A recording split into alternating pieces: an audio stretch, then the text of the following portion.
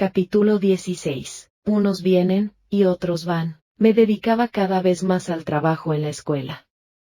Todas en casa trabajábamos. Como lo hacíamos en turnos diferentes, raras veces estábamos juntas. Me encantaba la escuela. La señora Dirce era cariñosa y gentil, siempre dispuesta a informarnos y esclarecer dudas. Siempre usa un conjunto de falda y saco color gris claro. Es elegante y muy simpática. Un día, al observarla, me explicó bondadosamente, cuando estaba encarnada, me gustaba mucho un traje parecido a este. Aquí me olvido de la ropa y la moda. Me siento bien de esta manera. Está muy bien así, es elegante. Sucede que cuando yo estaba encarnada nunca me imaginé cómo los desencarnados se vestían y por eso reparo en esos detalles. Discúlpeme si la observaba. No tengo por qué disculparte, pronto no te pasará más. Muchos encarnados piensan que los desencarnados solo usan ropas blancas en el plano espiritual y en las colonias. Tal vez esa idea existe porque aquí nos vestimos con simplicidad, al gusto de cada uno. Los que trabajan en los hospitales y en los equipos médicos normalmente usan ropas claras o blancas.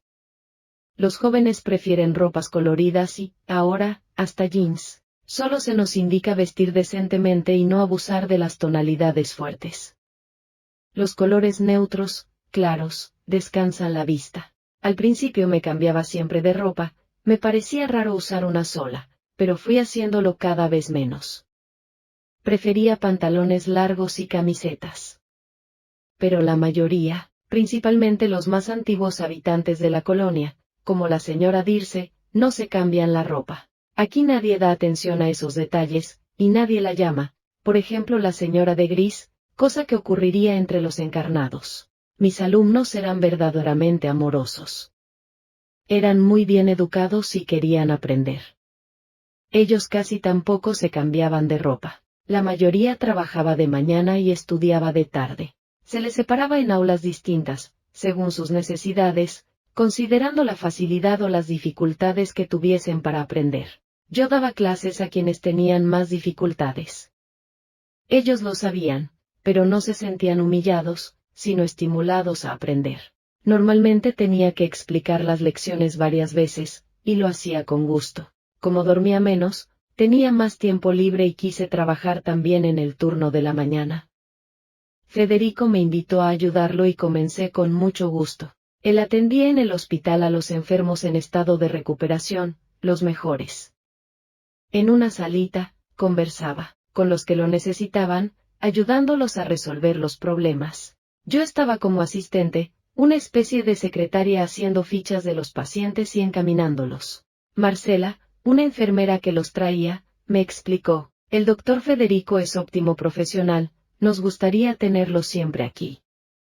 Nos ha ayudado bastante, y como es un conocedor y un estudioso del comportamiento humano, ha resuelto de un modo satisfactorio innumerables problemas. Está aquí entre nosotros temporariamente, vino para auxiliar a un ser querido en su adaptación y luego debe volver a dar lecciones en las colonias universitarias. Tuve la certeza de que era yo el ser querido al que Federico auxiliaba.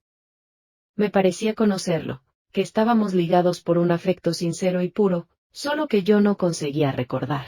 Tampoco me preocupé por eso. En el momento oportuno, recordaría. Todo a su tiempo. Uno de mis alumnos, Jaime, me invitó a asistir a una pequeña fiesta en su casa. Era la despedida de uno de sus hijos, que pronto reencarnaría. Quiero que vengas, Patricia me dijo, vamos a alentarlo y a desearle que la reencarnación le sea provechosa. Abuelita me acompañó. La casa de Jaime es agradable, como todos los hogares de la colonia. Vive con muchos parientes. Leonel, su hijo, debería retornar pronto a la materia y como todos aquí, en esos casos sentía miedo e inseguridad, porque sabía que el mundo material es muy ilusorio. Los amigos lo animaban. Jaime leyó el texto del Evangelio de San Juan, versículo 3, párrafo 1 al 12, en que Jesús explica a Nicodemo la necesidad de renacer. Después oramos en conjunto. Leonel agradeció conmovido. Fue una reunión agradable, donde el nieto de Jaime tocó la guitarra y cantó lindas canciones.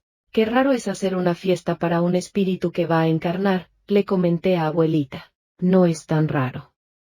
Simplemente los amigos se despiden dando ánimos a Leonel. Esas muestras de afecto. Eso es la vida. Lamentablemente, no todos los que van a reencarnar reciben esas muestras de afecto. Nos despedimos de Leonel. Yo le deseé de todo corazón éxito en la encarnación, que sería para él una verdadera bendición para progresar. Luisa, una de las que vivían en nuestra casa, estaba triste esperando la desencarnación de su padre. Cuando le avisaron que se aproximaba la hora, pudo visitarlo para ayudar. Lo desligó de la materia y lo llevó a un puesto de socorro, pero sabía que él no tenía conocimientos ni méritos para estar bien y tranquilo. Triste, comentó, agradezco a Dios por haber podido sacarlo de su cuerpo muerto y llevarlo para ser auxiliado. Ahora, de él depende quedarse ahí o no. Yo, por mi parte, rezo mucho por él. Unos se van y otros vienen. Ayer fuimos a la fiesta de despedida de Leonel, que va a reencarnar. Hoy es tu padre que desencarna, exclamé pensativa. Mi sobrino estaba por nacer, la expectativa era grande. Y, en el tiempo previsto, aquel espíritu querido por todos nosotros, nació en la materia. Pertenece a nuestro grupo familiar, y antes de reencarnar, él ya sabía que la familia pasaría por ese periodo difícil. Les encantó a todos, principalmente a mi mamá. Si Rafael comenzaba a llorar, solo se tranquilizaba en brazos de la abuela, de este modo llamaba a mi mamá a la realidad de la vida. Unos van y otros vienen. Arturo me regaló un póster de mi sobrinito, que puse en la pared de mi cuarto. Plasmar una foto es fácil para los que saben, y también es fácil aprender a hacerlo. En la escuela se dan cursos acerca de cómo plasmar en papel o donde quiera que sea, un grabado, una foto, etc. En casa, todas tienen fotografías. Abuelita tiene las paredes de su cuarto llenas de fotos, de hijos, nietos y bisnietos. Arturo me prometió que todos los meses traería una foto de Rafael para que pudiese seguir su crecimiento. 15 días después del nacimiento de Rafael, pude visitarlo. Mauricio y abuelita me acompañaron. Vi a mi papá, a mi hermano y quedé muy contenta por haber encontrado mejor a mi mamá. Volité tranquilamente entre los encarnados, atravesando puertas y paredes. Me emocioné al ver a mi sobrinito, es tan hermoso. Estaba despierto y quieto en su cuna. Lo abracé, sintió mis fluidos y sonrió. Me hizo tan feliz. Había deseado mucho ser tía, y verlo me llenó de orgullo. Ser tía es maravilloso. Capítulo 17. Necesidades. Un día, Mauricio y yo fuimos a la biblioteca. En uno de los estantes, que tiene una pared divisoria espejada, vi mi rostro reflejado y me arreglé el cabello, que para mi comodidad quedaba siempre como yo quería. Mauricio sonrió y comenzamos a hablar sobre necesidades. Patricia, me explicó, muchos encarnados no creen que la vida continúa armónica y suavemente, sin saltos. Las necesidades del encarnado lo acompañan, como también los reflejos de la enfermedad. Son pocos, poquísimos, los que al desencarnar entienden y se liberan inmediatamente de esos reflejos de las necesidades. La mayoría solo los va dejando de a poco. Oscar, un conocido a quien ya me habían presentado y que trabaja en la biblioteca, dejó por un momento su tarea de investigación y se quedó escuchando la preciosa lección de Mauricio. Junto con Oscar, estaba un muchacho que también terminó por participar de nuestra conversación. Disculpen la intromisión. Este es Ramiro, nos presentó al joven. Después de los saludos, Oscar siguió hablando, me incluyó en la mayoría a la que Mauricio se refirió. Tiene razón, necesito progresar ahora. El comodismo, o el estoy muy bien así, es lo que impide el progreso. Yo estuve peor, pero no por eso dejo de querer mejorar. Realmente, dijo Mauricio, debemos ser aquí y ahora. ¿Qué hacemos y cómo lo hacemos es lo que somos? Curiosa, pregunté. Oscar, ¿qué pasó con tus necesidades? Fueron muy diferentes de las tuyas. Tú, Patricia, viniste sin vicios, ni siquiera comías carne. Los que no traen hábitos negativos se adaptan con más facilidad. Tú no dejaste para después, lo hiciste. mientras estabas encarnada, pero yo postergué siempre la transformación, incluso cuando llegué aquí. No te quedaste en los actos externos, sino que lo hiciste interiormente. La sencillez en el actuar ayuda. Observa que en el centro educativo los niños se acostumbran rápidamente, y pronto la mayoría aprende a obtener su alimento de la naturaleza. Cuando estaba encarnado, yo no sabía nada del mundo espiritual, tenía una religión, pero solo, en lo externo. Al desencarnar, fui al umbral. No tenía capacidad para recibir ayuda espiritual, y si no hubiera padecido, no habría podido dar valor a lo que ofrece una colonia espiritual. Me parece que si, enseguida de desencarnar hubiese venido a la colonia, no me hubiera gustado. Sentí horribles dolores, que eran reflejos de mi enfermedad.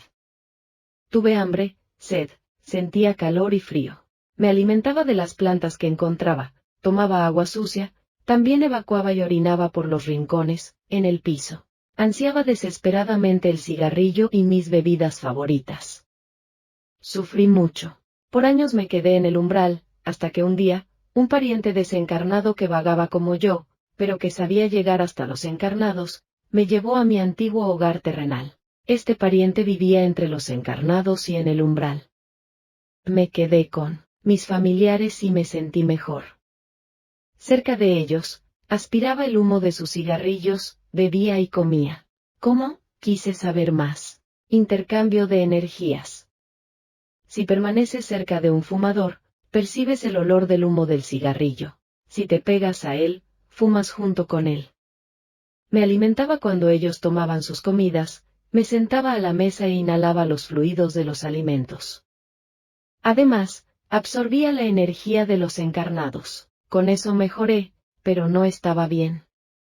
Sentía dolores y frío, estaba triste e insatisfecho. Me di cuenta de que los estaba perjudicando, y eso me molestaba. No quería volver al umbral, y no sabía cómo resolver el problema. Acabé por cansarme y comencé a desear otra forma de vida. Comencé a rezar, a pedir a Jesús que me auxiliara. Un día, para mi alegría, un socorrista espiritual vino a auxiliarme y fui conducido a un puesto de socorro. Quedé internado para un tratamiento, y poco a poco fui mejorando. Me alimentaba 4 veces por día y me esforcé en dejar el tabaco, ya que en los puestos de socorro y en las colonias no hay cigarrillos, sino tratamientos para dejar el vicio. De todos modos, la lucha es de cada uno. Gracias a Dios, pronto lo conseguí y perdí aquel deseo de fumar, pero demoré en recuperarme. Cuando estaba encarnado, me bañaba diariamente, tenía buenos hábitos higiénicos. En el umbral todo es sucio y no hay cómo bañarse. Sentía falta de eso, pero mis necesidades primordiales eran provocadas por el hambre, la sed y los dolores. Cuando fui auxiliado estaba sucio y feo, pero en el puesto de socorro me bañaba diariamente y usaba el baño para hacer mis necesidades. Oscar hizo una pausa y Mauricio aprovechó para hacer algunas aclaraciones. Los habitantes de las ciudades del umbral son hermanos ignorantes que viven en el mal y no acostumbran a higienizarse. A pesar de todo, sabemos que muchos de ellos se higienizan en forma rudimentaria. He conocido muchos relativamente limpios. Eso depende de cada uno. Pero, como relata Oscar, la higiene queda en un segundo lugar, ya que hay dificultades mucho más serias. Los que vagan en sufrimiento por el umbral no logran higienizarse. Una vez recuperado, continuó Oscar, quise entender qué pasaba conmigo, y vine a la colonia a estudiar y trabajar. No entendía nada de la existencia desencarnada y necesitaba aprender. Hoy, años después, me gusta leer, saber, trabajo, estoy tranquilo. Me alimento muy poco y son pocas mis necesidades fisiológicas. Aquí me siento hermoso y sano. Mis cabellos, dijo pasándose la mano por la nuca, no me preocupan. Los puestos de socorro son, en su mayoría, pequeños locales de primeros auxilios. Están ubicados en la zona de la corteza terrestre, y en los umbrales. Las colonias son mayores, son ciudades espirituales. Reímos porque Oscar es calvo, tiene muy poco cabello. Lo que tardé en dejar fueron los anteojos, continuó nuestro amigo, tenía la impresión de que sin ellos no veía. Por extraño que pueda parecer, siempre estuve con ellos puestos, incluso vagando por el umbral. Justamente, exclamé. No es común ver a alguien con anteojos aquí. Me acordé de que cuando estaba encarnada mi abuelita siempre usaba anteojos, pero ahora parece ver muy bien. Mauricio nos aclaró, los defectos y las enfermedades son del cuerpo carnal, aunque su reflejo, su impresión, pueda ser muy fuerte en el plano periespiritual. Aquí es suficiente comprender, aprender, para sentirse sano. Cuando digo aquí, me refiere las colonias y puestos de socorro. Los que vagan, o por afinidad terminan en los umbrales, generalmente tienen enfermedades o deficiencias que los acompañan. Muchos desencarnados buenos, al querer identificarse con los encarnados, pueden plasmar anteojos y hasta deficiencias. El libre albedrío siempre es respetado. Conozco algunos espíritus buenos, trabajadores del bien, que no quieren deshacerse de las deficiencias, de los anteojos o de los bastones. Están bien así y los usan porque quieren. Óscar es calvo porque quiere, de otro modo, tendría una hermosa cabellera. Reímos. Realmente, dijo Óscar, me identifico con mi calvicie y no la considero una carencia. Pero lo que me encanta es no tener que ir al dentista. ¿De veras?, exclamé. No lo había pensado, realmente, aquí se ve a todos con dientes perfectos. Mauricio aprovechó para esclarecernos una vez más, Patricia, todos aquí en la colonia pueden tener dientes perfectos. Al recuperarse de las enfermedades, se rehace también la dentadura, que no se estropea más. Se termina el problema de las caries. Lamentablemente, los desencarnados que vagan, los que aún no fueron socorridos, siguen como estaban. Si no tenían dientes, continúan sin ellos. No sé si se les estropean más los dientes, o continúan así como desencarnaron. Aquí, en la colonia, nadie se enferma, quise saber curiosa. Una vez sano, sano para siempre. Un desencarnado que está bien aquí en la colonia y en los puestos de socorro no se enferma más. Pero si no están totalmente recuperados y salen sin permiso, volviendo a sus antiguos hogares, o sea, vagando, casi siempre recomienzan a sentir los reflejos de sus enfermedades. Eso es porque no saben aún mantenerse sanos sin los fluidos benéficos de esos lugares. Pero los que respetan las normas continúan siempre bien. No hay por qué enfermarse. ¡Qué maravilla!, exclamé. Capítulo 18. La historia de Ramiro. Ramiro nos escuchaba con atención, entonces le pregunté, Ramiro, ¿no quieres hablar un poco de ti? Escuchar a los amigos es obtener información. Poco tiempo atrás tenía vergüenza de hablar de mi vida encarnada y de mi desencarnación. Después, aprendí que todos tenemos nuestras historias, y que aquí, en la colonia, no existe la crítica y sí la ayuda. Tienes razón, Patricia, escuchar a los amigos es recibir preciosas lecciones. Mi desencarnación fue triste. ¿Por qué la mayoría de las desencarnaciones son tristes? Se hizo un largo silencio. Realmente, pensé. De casi todos aquí escuché, mi desencarnación fue triste, o sufrí mucho en el proceso de la desencarnación. Fue Mauricio quien respondió, porque la mayoría no piensa en su desencarnación, no se prepara para la continuación de la vida. Viven encarnados como si fuese el principal objetivo, aman más la materia que las verdades espirituales. No aman lo verdadero, sino lo ilusorio de lo material, y en ello quedan aprisionados.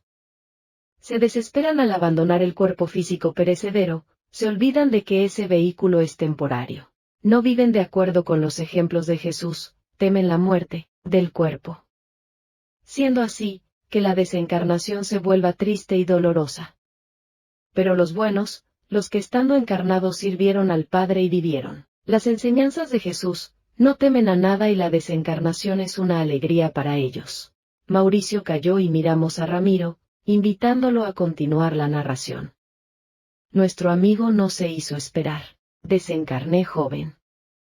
Consumía drogas, aún no era dependiente, o creía no serlo. Nos ilusionamos mucho al hacer uso de las drogas, porque nos parece que podemos dejarlas a voluntad. Al querer libertarnos de ellas, comprendemos que somos sus prisioneros. Comencé con marihuana y pasé a la cocaína. Mi familia no sabía, ni lo supo nunca, porque no había motivos que justificaran mi adicción a las drogas. Ahora estoy seguro de que no existen motivos que justifiquen esa locura. Comencé cuando tuve un romance con una chica muy bonita y codiciada por los compañeros de la escuela. Ella y su grupo fumaban marihuana y me indujeron a hacerlo. Yo lo hice, con gran miedo de ser considerado un tonto, un inmaduro, si no fumaba. Cuando terminó el romance, me quedé en el grupo. En una carrera con una moto ajena tuve un accidente, caí y me golpeé la cabeza contra una piedra. Mi cuerpo murió en el momento. Quedé muy perturbado. Vagué entre los familiares y los amigos, que por un tiempo dejaron de drogarse porque se asustaron con mi desencarnación. Unos días después de desencarnar, empecé a echar de menos la cocaína. Todo mi perispíritu ansiaba la droga. Fue horrible. En casa, la desesperación de ver llorar a mi madre me hacía sufrir intensamente. Me sentía culpable. Y lo era, ya que había desencarnado por mi imprudencia, por jugar con la moto, vehículo tan peligroso, y por haber estado drogado. Desencarné antes de la hora prevista. El sufrimiento de los míos me llenaba de culpa y remordimiento, y como me molestaba estar en mi casa, salí y vagué. Entendí que había desencarnado, aunque no tuviera seguridad. No entendía qué ocurría conmigo. Mi cuerpo estaba muerto, pero yo continuaba vivo y no sabía qué hacer. Fue aumentando el deseo de volver a inyectarme cocaína. Nunca pensé que se podía sufrir tanto. Esa fue mi necesidad primordial. No tenía problemas con la alimentación, el frío o el calor, aunque algunas veces sentía sed. Resolví buscar la droga. Sabía de otro grupo de jóvenes que la consumían mucho más que el nuestro. Fui a buscarlos. Ni me acerqué, porque junto a ellos se veían monstruos horribles. Más tarde supe que eran solo desencarnados viciosos, hermanos sufrientes prisioneros de las drogas, que vampirizaban a los encarnados adictos. Estaba desesperado. Sentía a mi abuela rezando por mí.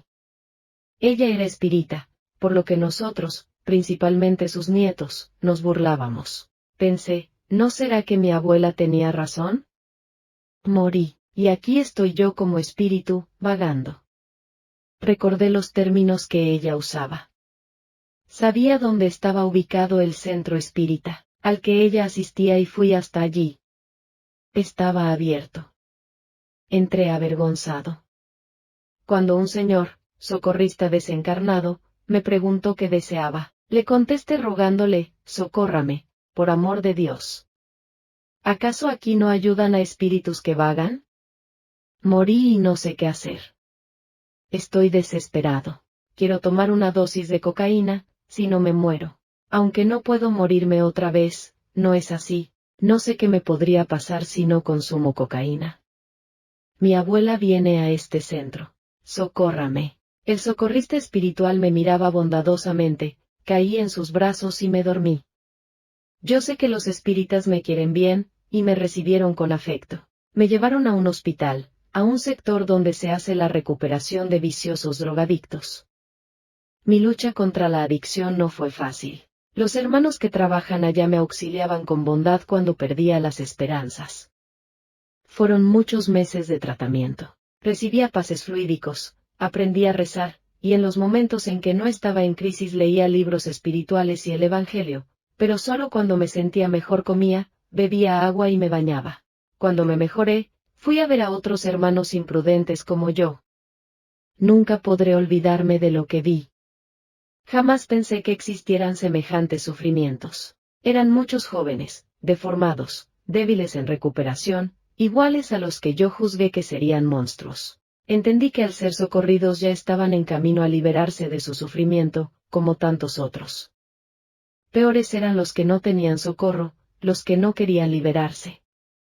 Comprendí que no había sufrido tanto porque mi abuela, con sus oraciones sinceras, me había guiado. Además, yo no había cometido otras acciones erradas, como crímenes, tan comunes entre los drogadictos, y pedí ayuda enseguida. De otro modo, vagaría en el sufrimiento como tantos otros. Desintoxicado, vine al centro educativo, donde estudio y me preparo porque quiero en el futuro ser un socorrista para los hermanos esclavizados por los vicios. La cocaína fue, para mi sufrimiento, la mayor necesidad que tuve como desencarnado. Solo ansiaba, desesperado, poder consumirla. Ramiro se quedó callado y Mauricio lo abrazó. Somos prisioneros de aquello a lo que nos atamos cuando estamos encarnados. Estoy seguro de que serás un excelente socorrista. Sí, claro que lo será, dijo sonriendo Oscar. Ramiro, aprovechando la presencia de Mauricio, preguntó ávido por aprender. Mauricio, ¿qué pasa con las personas con enfermedades como el cáncer, que recurren a remedios fuertes para aliviar los dolores? ¿Qué padecen, siendo que esos medicamentos abrevian la existencia física? ¿Ellos también sienten la falta de esas drogas cuando desencarnan? ¿Es un error tomarlas, si abrevian la existencia corporal? Cuidar del cuerpo físico es una obligación de todos nosotros, que lo tenemos por un cierto tiempo para poder vivir encarnados. Tenemos que usar de aquello que la medicina terrena nos ofrece para curar las enfermedades. Si aquello de lo que disponemos para suavizar nuestros dolores puede abreviar la existencia física, no es culpa ni de los médicos ni de los enfermos. Creo que la ciencia encontrará pronto nuevas formas de alivio para curar. Pero recurrir a una droga como medicamento indispensable no significa que nos hará falta una vez desencarnados. Sin embargo, como médico socorrista, hace años que observo las distintas formas de actuar frente al dolor. Los que sufren con resignación enfermedades dolorosas del cuerpo reciben enseguida socorro y se sanan. Los que se rebelan ante el mismo dolor al desencarnar no siempre pueden ser auxiliados y experimentan los reflejos de la enfermedad. Quieren, a veces, los remedios para curarse, aliviar sus dolores, pero no son viciosos ni sienten la falta de la droga, porque las tomaron como medicamentos. He visto aquí personas que se hicieron dependientes de los somníferos y que al ser auxiliadas tuvieron que aprender a dormir sin ellos para librarse de esa dependencia. Los medicamentos deben tomarse cuando son necesarios. En los casos de cáncer, enfermedad que a veces ocasiona dolores tremendos, es correcto tomarlos, aun si pueden ser motivo de que se acorte la existencia terrena. Eso es lo que la medicina dispone como tratamiento. El uso es permitido, el abuso es lo que se condena. Nos quedamos en silencio por unos momentos. Mauricio, que advirtió que aún podía explicarnos más, completó. Se puede decir que los habitantes de la Tierra, encarnados o desencarnados, son de dos modos. Están los que, por un esfuerzo, se convierten en autosuficientes o siervos útiles, y por otro lado, están los necesitados. Entre las dos categorías están los aspirantes, los que quieren aprender a ser útiles. Los primeros son menos numerosos. Basta observar los centros espíritas, los que van para ayudar son pocos, y gran parte son necesitados porque quieren. Teniendo la oportunidad, no desean pasar de necesitados a autosuficientes. Estas necesidades acarrean sufrimientos, como sucedió con Oscar y Ramiro y también con tantos otros. Ser o no ser. Encarnados, aún es posible engañarse e ilusionarse. Pero desencarnado, no se puede, porque los fluidos, las vibraciones de un espíritu bueno, son agradables, y los de los espíritus ignorantes son malos. El alma, el espíritu, tiene siempre muchas oportunidades y puede, por su libre albedrío, reflejar el bien y lo bello, o lo feo y lo malo. Lo bello y el bien se presentan en armonía y con equilibrio, y de esa unión surge el amor que los lleva a progresar espiritualmente. Lo feo se presenta en la turbulencia de la ignorancia, generando el odio, la envidia, los deseos insaciables, el egoísmo, que es la llaga más perturbadora, el ansia de lujo y la lujuria, que hacen del hombre un verdadero volcán de conflictos interiores, convirtiendo la vida humana en un infierno, tanto encarnada como desencarnada. Debemos comprender, sin ilusión, lo que realmente somos, y no lo que pensamos ser. Realizar con coraje nuestra transformación. Ser ahora, en el presente. El futuro es una consecuencia del presente y no el fruto de aspiraciones de una mente ociosa, que siempre deja esa transformación para después. Es nuestra obligación pasar de ser necesitados a ser útiles. Oscar, Ramiro y yo agradecimos conmovidos a Mauricio por su hermosa lección. Me prometí a mí misma no tener más necesidades, no solo de las que son reflejos del cuerpo físico, como las de comer o dormir, sino principalmente no estar dependiendo de gracias y favores y no buscar que otras personas hagan por mí lo que yo puedo hacer. También me prometí aprender a ser útil y a servir. Capítulo 19. El cementerio. Estaba muy curiosa e interesada queriendo aprender, y a medida que me iban surgiendo dudas les preguntaba a mis amigos y orientadores. La vida espiritual me gustaba cada vez más. Sentía que mi encarnación había sido como un periodo de viaje, y que ahora retornaba a mi verdadero hogar. Acepté con mucha alegría la invitación de Arturo para asistir a una reunión espírita en el centro que mi familia frecuentaba. Fuimos mucho antes de la hora de comenzar la reunión. Visité a mis familiares, algunos tíos y varias amigas. Como aún teníamos tiempo, Arturo me hizo otra invitación. ¿No quieres ir al cementerio a ver el lugar donde tu cuerpo está enterrado? Me resulta extraño pensar que mi cuerpo está enterrado, no lo siento así. Menos mal. Nuestro cuerpo de carne es como un vestido querido. Tú lo respetaste, cuidaste bien de él, pero era perecedero y no te olvidaste de eso. Por eso vives bien sin él. La mayoría sufre mucho su pérdida. Fuimos hasta el cementerio, que me pareció un lugar contradictorio. Unos lo encuentran triste y les disgusta. Otros lo consideran agradable y se deleitan paseando por él. Lugar de sufrimiento para muchos es también lugar de trabajo para los socorristas espirituales. Mientras andábamos, fui observando todo. Sentado en un muro había un grupo de espíritus ociosos, feos y sucios, contando chistes a las carcajadas. No nos vieron, porque solo habrían podido hacerlo si nosotros lo hubiéramos querido. Nosotros somos más sutiles, y ellos solo ven a quienes vibran en su misma frecuencia. No nos detuvimos.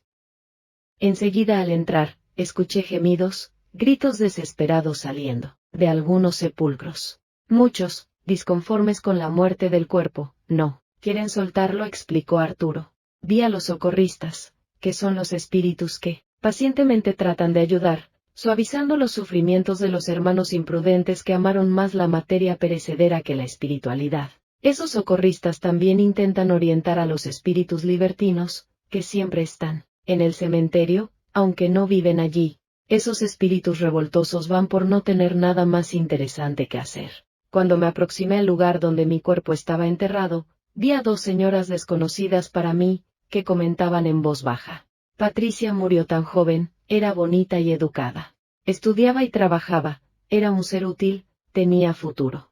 Pobrecita. Comenzaron a orar con sinceridad por mí. Ellas no saben que tengo un presente y un futuro hermoso, comenté. El no entender la continuación de la vida lleva a muchas personas a sentir pena por el que desencarnado. La desencarnación, para los buenos, es paz y alegría. Para los malos y ociosos, es el comienzo de su merecida cosecha. Sentí ternura por las dos señoras, oré por ellas, agradeciéndoles. Las envolví en fluidos de paz.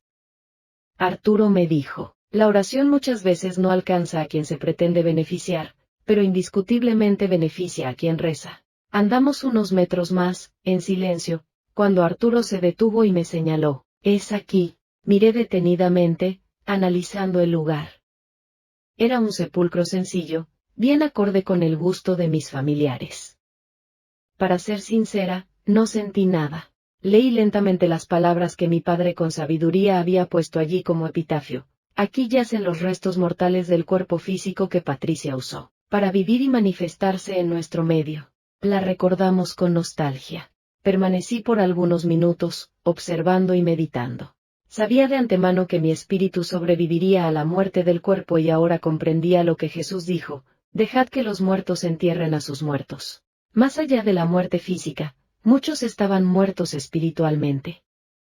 Miré alrededor y vi espíritus que además de haber perdido el cuerpo físico, seguían ciegos, sordos y mudos para la vivencia de la unidad con Dios. Muertos, en fin, para la verdad eterna.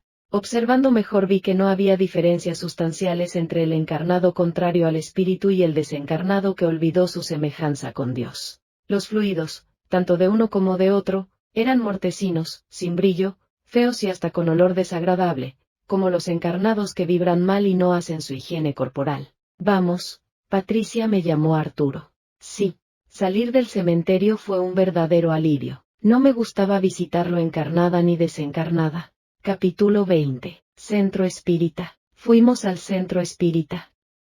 Me encantó ver que, junto con la construcción material, existe una construcción de energía mental que los desencarnados no pueden atravesar.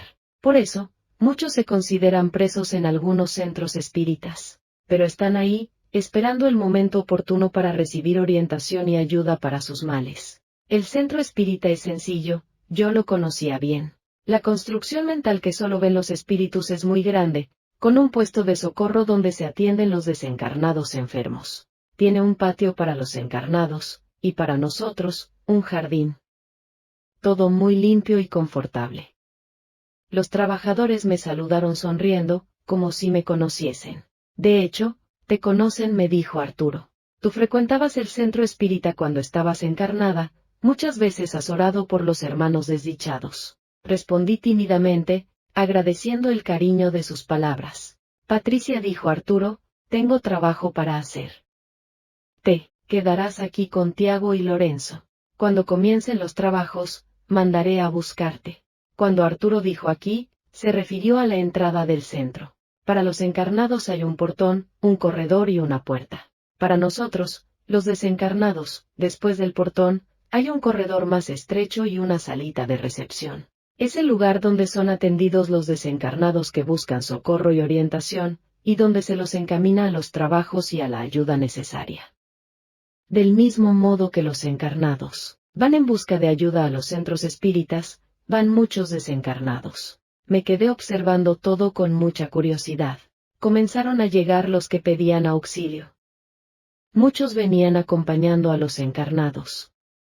Una señora vino a pedir por su hijo, también desencarnado, que vagaba por el umbral.